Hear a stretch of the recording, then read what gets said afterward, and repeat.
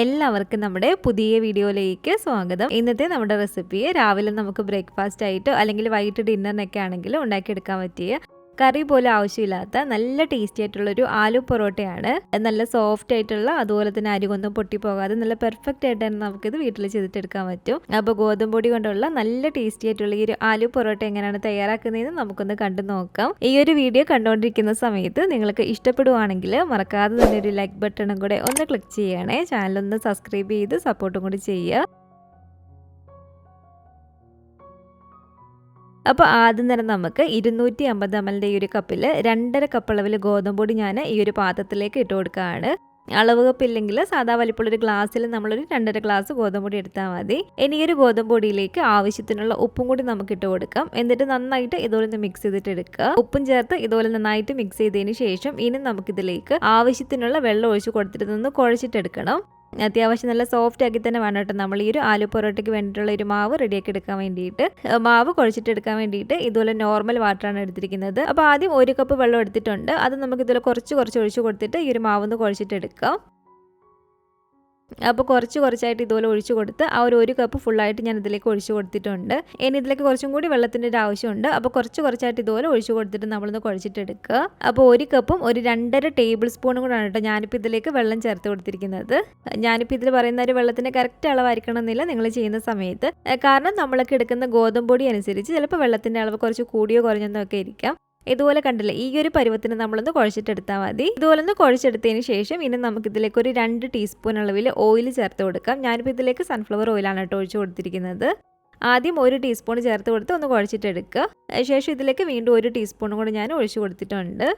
അപ്പോൾ ഒരു 2 ടീസ്പൂൺ അളവിൽ ഓയിൽ ചേർത്ത് ഒരു 3-4 മിനിറ്റോളം വീണ്ടും ഞാനിങ്ങനെ മാവ് ഇതുപോലെ ഒന്ന് കുഴച്ചെടുത്തിട്ടുണ്ട്. ഇനി ഈ ഒരു മാവ് നമുക്കൊരു 30 മിനിറ്റ് നേരത്തേക്ക് ഒന്ന് റെസ്റ്റ് ചെയ്യാൻ വേണ്ടിയിട്ട് വെക്കാം. അപ്പോൾ ഈ ഒരു മാവ് ഡ്രൈ ആയി പോകാതിരിക്കാൻ വേണ്ടിയിട്ട് ഇതുപോലെ ഈ ഒരു മാവിൻ്റെ മുകളിലേക്ക് കുറച്ച് ഓയിൽ നമുക്ക് ഇതുപോലെ ഒന്ന് സ്പ്രെഡ് ചെയ്ത് കൊടുക്കാം. ശേഷം ഒരു അടപ്പോ അല്ലെങ്കിൽ ഒരു ക്ലിംഗ് വാപ്പോ വെച്ചിട്ട് ഇതുപോലെ ഒന്ന് കവർ ചെയ്ത് കൊടുക്കുക. ഇനി ഇതിൻ്റെ ഒരു മസാല റെഡിയാക്കി എടുക്കാൻ വേണ്ടിയിട്ട് ഇതുപോലൊരു പാനിലേക്ക് നമുക്ക് 1 ടേബിൾ സ്പൂൺ അളവിൽ ഓയിൽ ഒഴിച്ചു കൊടുക്കാം. അത്യാവശ്യം വലിപ്പമുള്ളൊരു സവാള തന്നെ ഇതുപോലെ തീരെ പൊടിയായിട്ട് കട്ട് ചെയ്തിട്ട് എടുത്തിരിക്കുന്നതാണ്. നമ്മൾ ആലു പൊറോട്ട ഉണ്ടാക്കാൻ വേണ്ടിയിട്ട് സവാളയും പച്ചമുളകും ഇഞ്ചിയൊക്കെ കട്ട് ചെയ്തിട്ട് എടുക്കുമ്പോൾ വളരെ പൊടിയായിട്ട് വേണം കട്ട് ചെയ്തിട്ട് എടുക്കാൻ വേണ്ടിയിട്ട്.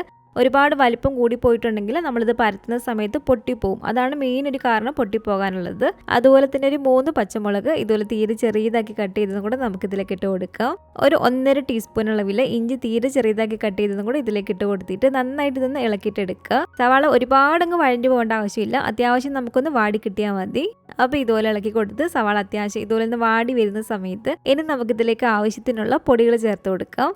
1.5 ടീസ്പൂൺ അളവിൽ മുളക് പൊടി ഇട്ട് കൊടുക്കുകയാണ്. സാധാ എരിവുള്ള മുളക് പൊടിയാണ്, കാശ്മീരി മുളക് പൊടിയല്ല. അതുപോലെ തന്നെ ഒരു 2 ടീസ്പൂൺ അളവിൽ മല്ലിപ്പൊടിയും 1/4 ടീസ്പൂൺ അളവിൽ ചെറിയ ജീരകം പൊടിച്ചതും ഒരു 1/2 ടീസ്പൂൺ അളവിൽ ഗരം മസാലയും കൂടി ഇട്ട് കൊടുക്കുകയാണ്. ഇത് 1 ടീസ്പൂൺ അളവിൽ ഡ്രൈ മാംഗോ പൗഡറാണ്, അതായത് മാങ്ങ ഉണക്കി പൊടിച്ചതാണ് കേട്ടോ. ഇത് നമ്മുടെ ഉണ്ടെങ്കിൽ തീർച്ചയായിട്ടും ചേർത്ത് കൊടുക്കുക. ഇല്ലെങ്കിൽ ഇതിന് പകരമായിട്ട് നമുക്ക് നാരങ്ങാനീര് ചേർത്ത് കൊടുക്കാം. അപ്പോൾ ഏതിൽ ഒന്ന് നമ്മൾ ചേർത്ത് കൊടുക്കണം കേട്ടോ. നാരങ്ങാനീരോ അല്ലെങ്കിൽ ഇതുപോലെ ഡ്രൈ മാംഗോ പൗഡറാണ് ഇട്ട് കൊടുത്താൽ മതി. അതുപോലെ തന്നെ ഒരു 1/2 ടീസ്പൂൺ അളവിൽ ചാറ്റ് മസാലയും കൂടി ചേർത്ത് കൊടുക്കുകയാണ്. ചാറ്റ് മസാലയും നിങ്ങളുടെ ഉണ്ടെങ്കിൽ ചേർത്ത് കൊടുത്താൽ മതി. ചേർത്ത് കൊടുത്താൽ കുറച്ചും കൂടി നല്ലതാണ്, കുറച്ചും കൂടി നല്ലൊരു ടേസ്റ്റ് കിട്ടും ഈ ഒരു മസാലയ്ക്ക്. 1/4 ടീസ്പൂൺ അളവിൽ അയമോദകവും അതുപോലെ തന്നെ 1/4 ടീസ്പൂൺ അളവിൽ മഞ്ഞൾപ്പൊടിയും കൂടെ നമുക്കിതിലേക്ക് ഇട്ട് കൊടുക്കാം. ഇനി ഈ ഒരു മസാലയിലേക്ക് ആവശ്യത്തിനുള്ള ഉപ്പും കൂടി ചേർത്ത് കൊടുക്കുകയാണ്. പൊടികളുടെ ഒരു പച്ച ചെവിന്ന് മാറി വന്നതിന് ശേഷം ഇതിലേക്ക് ഒരു 2 ടേബിൾ സ്പൂൺ അളവിൽ മല്ലിയിലയും കൂടി ചേർത്ത് കൊടുത്തിട്ട് നമുക്കൊന്ന് ഇളക്കിയിട്ടെടുക്കാം.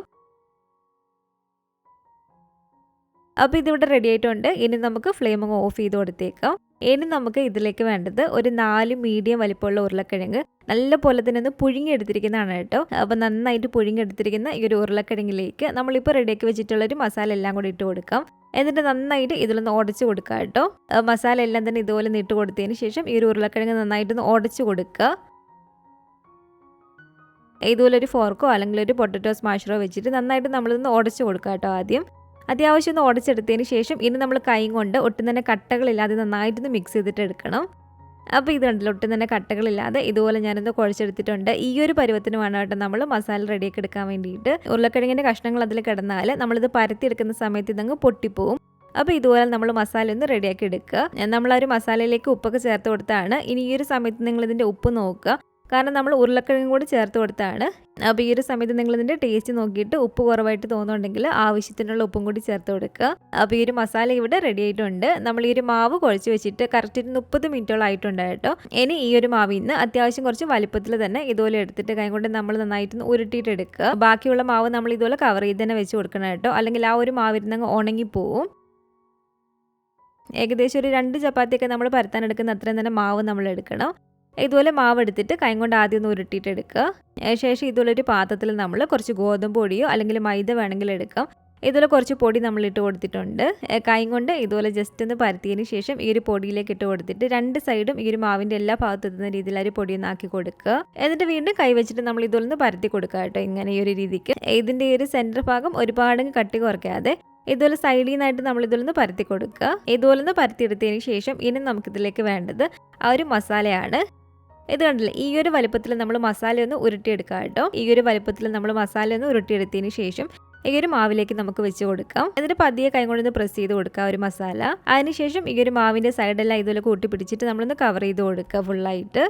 ഇനി വീണ്ടും കൈ കൊണ്ട് ഒരുപാട് ബലം കൊടുത്ത് പരത്താതെ ചെറിയതായിട്ട് ഇതൊന്ന് പ്രസ് ചെയ്ത് പരത്തിയതിന് ശേഷം ഈ ഒരു പൊടിയിലേക്ക് നമുക്ക് ഇട്ട് കൊടുത്തിട്ട് ആ ഒരു മാവിൻ്റെ 2 സൈഡും വീണ്ടും ഒരു പൊടിയൊന്നാക്കി കൊടുക്കുക. അതിനുശേഷം ഇതുപോലെ നമ്മളൊരു ചപ്പാത്തി പലകയിലേക്ക് വില ഇട്ട് കൊടുത്തിട്ട് ഒന്ന് പരത്തിയിട്ടെടുക്കാം. പരത്തിയെടുക്കുന്ന സമയത്തും നമ്മൾ ചപ്പാത്തിയൊക്കെ പരത്തുന്ന പോലെ ഒരുപാട് ബലം കൊടുത്ത് ഇതങ്ങ് പരത്തരുത്, കാരണം നമ്മളിതിൻ്റെ ഉള്ളിലേക്ക് ഫില്ലിങ് വെച്ച് കൊടുത്തിട്ടുണ്ട്. അപ്പോൾ അതൊന്നും പൊട്ടി പുറത്തേക്ക് പോകാതിരിക്കാൻ വേണ്ടിയിട്ട് പതിയെ ബലം കുറച്ചിട്ട് നമ്മളൊന്ന് പരത്തിയെടുത്താൽ മതി.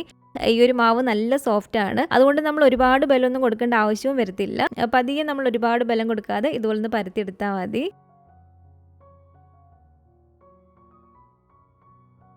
ഇത് കണ്ടില്ലേ, ഇതുപോലെ ഞാൻ ഈ ഒരു കട്ടിക്കൊന്ന് പരത്തിയെടുത്തിട്ടുണ്ട്. ഒരുപാട് കട്ടി കുറയ്ക്കാനും പാടില്ല കേട്ടോ, അത്യാവശ്യം ഈ ഒരു കട്ടി വേണം. ഇനി നല്ല ചൂടായിട്ട് കിടക്കുന്ന ഈ ഒരു പാനിലേക്ക് നമുക്ക് നമ്മളിപ്പോൾ പരത്തിയെടുത്തിരിക്കുന്ന ഈ ഒരു ആലു പൊറോട്ട ഇട്ട് കൊടുക്കാം. എന്നിട്ടൊരു മീഡിയം ഫ്ലെയിമിൽ ഇട്ടിട്ട് ഒരു 1.5 മിനിറ്റോളം ആദ്യത്തെ ഒരു സൈഡ് നമ്മളൊന്ന് കുക്ക് ചെയ്തിട്ട് എടുക്കുക. ഒരു 1.5 മിനിറ്റിന് ശേഷം ഇതുപോലെ മറിച്ചിട്ട് കൊടുത്തിട്ട് ആ ഒരു സൈഡും കൂടി നമുക്കൊന്ന് കുക്ക് ചെയ്തിട്ട് എടുക്കാം. ശേഷം ഇതിൻ്റെ മുകളിലേക്ക് കുറച്ച് ഓയിൽ നമ്മളൊന്ന് സ്പ്രെഡ് ചെയ്ത് കൊടുക്കുക കേട്ടോ. ഞാനിപ്പോൾ ഇവിടെ സൺഫ്ലവർ ഓയിലാണ് ഇതുപോലെ സ്പ്രെഡ് ചെയ്ത് കൊടുത്തിരിക്കുന്നത്. ഇതിന് പകരം നിങ്ങൾക്ക് ബട്ടറോ അല്ലെങ്കിൽ നെയ്യ് വേണമെങ്കിൽ സ്പ്രെഡ് ചെയ്ത് കൊടുക്കാവുന്നതാണ്. വീണ്ടും മറിച്ചിട്ട് കൊടുത്തിട്ട് ആ ഒരു സൈഡിലും കൂടെ നമുക്കിതുപോലെ കുറച്ച് ഓയിലൊന്ന് സ്പ്രെഡ് ചെയ്ത് കൊടുക്കാം. ഒരുപാട് നമ്മൾ തീയങ്ങ് കൂട്ടി വെച്ച് കൊടുക്കരുത് കേട്ടോ, പെട്ടെന്ന് ഇതിൻ്റെ അടിയങ്ങ് കരിഞ്ഞു പോകും. അപ്പോൾ ഒരു മീഡിയം ഫ്ലെയിമിൽ ഇട്ട് കൊടുത്തിട്ട് നമുക്കിതൊന്ന് കുക്ക് ചെയ്തിട്ട് എടുക്കാം. ഇതുപോലെ തിരിച്ചും മറിച്ചൊക്കെ ഇട്ട് കൊടുത്ത് ആ ഒരു മാവിൻ്റെ 2 സൈഡ് നന്നായിട്ട് വെന്ത് വരുന്ന സമയത്ത് നമുക്കിത് പാനിൽ നിന്ന് എടുക്കാവുന്നതാണ്. ഉള്ളിലെ ഫില്ലിംഗ് ഒക്കെ നന്നായിട്ട് വെന്തതാണ്. അപ്പോൾ ഒരു മാവ് നല്ല പോലെ തന്നെ നമുക്കൊന്ന് മൊരിഞ്ഞൊന്ന് വെന്ത് കിട്ടിയാൽ മതി. അപ്പോൾ ഇത് കണ്ടില്ലേ, ഇതിവിടെ റെഡി ആയിട്ടുണ്ട് കേട്ടോ. ഇതുപോലെ ഈ ഒരു പരുവായിട്ട് വരുമ്പോഴത്തേക്കും നമുക്ക് പാനിൽ നിന്ന് ഇതങ്ങ് എടുക്കാവുന്നതാണ്. ഇത് കണ്ടില്ലേ, ഇതുപോലെ തന്നെ നമുക്ക് ബാക്കിയുള്ളതെല്ലാം ഒന്ന് ചെയ്തിട്ടെടുക്കാം കേട്ടോ. ഒരു സൈഡിൽ നിന്ന് കുക്കായിട്ട് വരുമ്പോഴത്തേക്കും ഇതുപോലെ ഒന്ന് മറിച്ചിട്ട് കൊടുക്കുക. എന്നിട്ട് ആ ഒരു സൈഡിൽ നമുക്ക് ഇതുപോലെ ഒന്ന് ഓയിൽ സ്പ്രെഡ് ചെയ്ത് കൊടുക്കാം. വീണ്ടും മറിച്ചിട്ട് കൊടുത്തിട്ട് ഈ ഒരു സൈഡിലും കൂടെ ഓയിലൊന്ന് സ്പ്രെഡ് ചെയ്ത് കൊടുക്കുകയാണ്. അതിനുശേഷം ഇതുപോലെ തിരിച്ച് മറിച്ചിട്ട് കൊടുത്ത് ആ ഒരു മാവ് നന്നായിട്ട് വെന്തൊന്ന് മൊരിഞ്ഞ് വരുമ്പോഴത്തേക്കും നമുക്കിത് പാനിൽ നിന്ന് എടുക്കാവുന്നതാണ്. അപ്പോൾ ഇത് കണ്ടില്ലേ, നല്ല ടേസ്റ്റി ആയിട്ടുള്ള അതുപോലെ തന്നെ സോഫ്റ്റ് ആയിട്ടുള്ള നമ്മുടെ ഒരു ആലു പൊറോട്ട എല്ലാം തന്നെ ഞാനിവിടെ ചുട്ടെടുത്തിട്ടുണ്ട്. അപ്പോൾ ആ ഒരു മസാലയൊന്നും പുറത്തേക്ക് പൊട്ടി വരാതെ വളരെ ഈസി ആയിട്ട് നല്ല പെർഫെക്റ്റ് ആയിട്ട് തന്നെ നമുക്കിതുപോലെ വീട്ടിൽ തന്നെ ആലു പൊറോട്ട റെഡിയാക്കി എടുക്കാൻ പറ്റും. കറക്റ്റ് നമ്മളൊരു കടയിൽ നിന്നൊക്കെ വാങ്ങിച്ചു കഴിക്കുന്ന ഒരു സെയിം ടേസ്റ്റ് തന്നെയാണ് കേട്ടോ. നല്ല സോഫ്റ്റുമാണ് കഴിക്കാനായിട്ട്. നമ്മൾ ഇതുപോലെ ഓരോന്നും ചുട്ടെടുത്തതിന് ശേഷം കാസറോളിലിട്ട് അടച്ചു വെച്ച് കൊടുത്താൽ മതി. അപ്പോൾ ഒരു നല്ല ചൂടോട് കൂടിയിട്ടാണെങ്കിൽ ഒരു കറിയുടെ ആവശ്യമില്ല, കറിയൊന്നും ഇല്ലാതെ തന്നെ നമുക്ക് കഴിക്കാൻ നല്ല ടേസ്റ്റാണ് കേട്ടോ ഇത്. സാധാരണ ആലു പൊറോട്ടയുടെ കൂടെ റെസ്റ്റോറൻറ്റിൽ നിന്നൊക്കെ നമ്മൾ കഴിക്കുന്ന സമയത്ത് സൈഡായിട്ട് അധികം പുളിയില്ലാത്ത തൈരും അച്ചാറും ഒക്കെയാണ് കിട്ടുന്നത്. ഇനി നിങ്ങൾക്ക് ഇത് എന്തെങ്കിലും നോൺ വെജ് കറിയൊക്കെ കൂട്ടി കഴിക്കണമെങ്കിലും അങ്ങനെ കഴിക്കാനും നല്ല അടിപൊളി ടേസ്റ്റാണ് കേട്ടോ. അപ്പോൾ ആലു പൊറോട്ട വീട്ടിലുണ്ടാക്കി നോക്കിയിട്ട് നിങ്ങൾക്ക് റെഡിയായി കിട്ടിയിട്ടില്ലെങ്കിൽ ഈ ഒരു രീതിക്ക് ചെയ്ത് നോക്കിക്കോളൂ കേട്ടോ. നല്ല പെർഫെക്റ്റ് ആയിട്ട് തന്നെ നമുക്ക് റെഡിയാക്കി എടുക്കാൻ പറ്റും. അപ്പോൾ ഇതുപോലെ നിങ്ങൾ ഉണ്ടാക്കി നോക്കുകയാണെങ്കിൽ നിങ്ങളുടെ അഭിപ്രായങ്ങളൊക്കെ മറക്കാതെ തന്നെ നമ്മുടെ കമൻറ്റ് ബോക്സിൽ വന്ന് അറിയിക്കുക. അതുപോലെ തന്നെ ഈ ഒരു വീഡിയോ ഇഷ്ടപ്പെട്ടെങ്കിൽ മറക്കാതെ തന്നെ ഒരു ലൈക്ക് ബട്ടണും കൂടെ ഒന്ന് ക്ലിക്ക് ചെയ്യണേ. നിങ്ങളുടെ ഫാമിലിയും ഫ്രണ്ട്സും ഒക്കെ ആയിട്ട് നമ്മുടെ ഒരു വീഡിയോ ഒന്ന് ഷെയർ ചെയ്ത് കൊടുക്കുക. പുതിയതായിട്ട് നമ്മുടെ ഒരു ചാനൽ ആരെങ്കിലും കാണുന്നുണ്ടെങ്കിലും ഇതുവരെയായിട്ടും ഈ ഒരു ചാനൽ സബ്സ്ക്രൈബ് ചെയ്തിട്ടില്ലെങ്കിലും താഴെ കാണുന്ന ഒരു റെഡ് സബ്സ്ക്രൈബ് ബട്ടണും കൂടെ ഒന്ന് പ്രസ് ചെയ്ത് സപ്പോർട്ട് ചെയ്യണേ. കൂട്ടത്തിലൊക്കെ കാണുന്ന ബെൽ ഐക്കണും കൂടെ ഒന്ന് ക്ലിക്ക് ചെയ്ത് അതിൽ ഓൾ എന്ന ഒരു ഓപ്ഷൻ തന്നെ കൊടുക്കുകയാണെങ്കിൽ ഞാൻ പുതിയ റെസിപ്പികളൊക്കെ ഇടുന്ന സമയത്ത് നിങ്ങൾക്ക് അതിൻ്റെ നോട്ടിഫിക്കേഷൻ കിട്ടുന്നതായിരിക്കും. ഇൻഷാല്ലാ വീണ്ടും നമുക്കിതുപോലെ നല്ലൊരു റെസിപ്പി ആയിട്ട് കാണാം.